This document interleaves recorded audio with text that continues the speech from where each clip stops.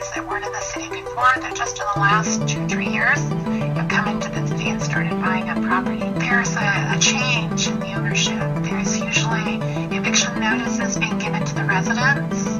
We've seen rent increases as much as 200-300%. With seniors and students, when you're kind of on limited income, low-income families, you can't absorb those kind of rent increases.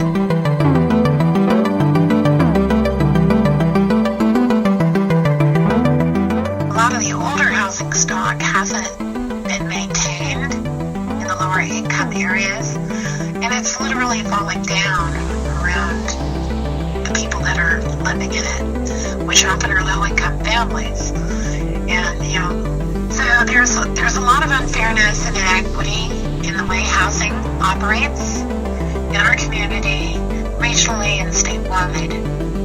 And it's time that we begin to address those inequities because it's damaging our neighborhoods.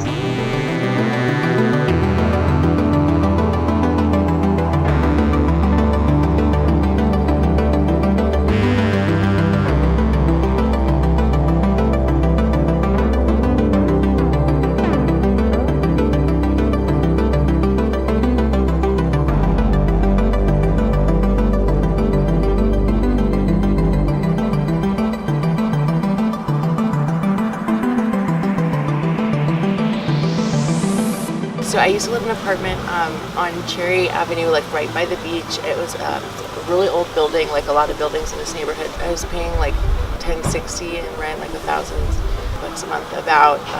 But there was plenty of room. One day after like 8 years, after being like reassured repeatedly that the people who were lurking around and asking questions about the building were not going to buy out the building and kick us all out. That's exactly what they did. They gave us like 60 days notice. It felt like 20 at the time. Moving was not in my plan at that moment. It was just crappy all around, but we moved a few blocks. It took a year to find another place.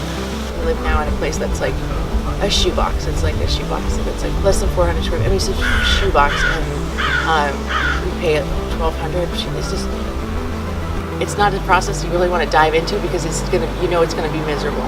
Everywhere you go is gonna be a dump. Everywhere you go is gonna be like, people are gonna be awful, outrageously expensive. I've been here about like 21 years.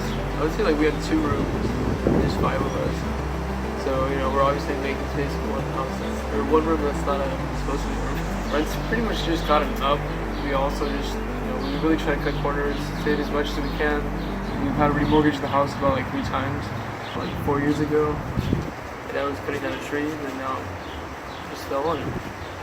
So he's on disability now, so we only get like 60% of his checks. And yeah, that was a pretty big hit for us. So we were already like living paycheck to paycheck.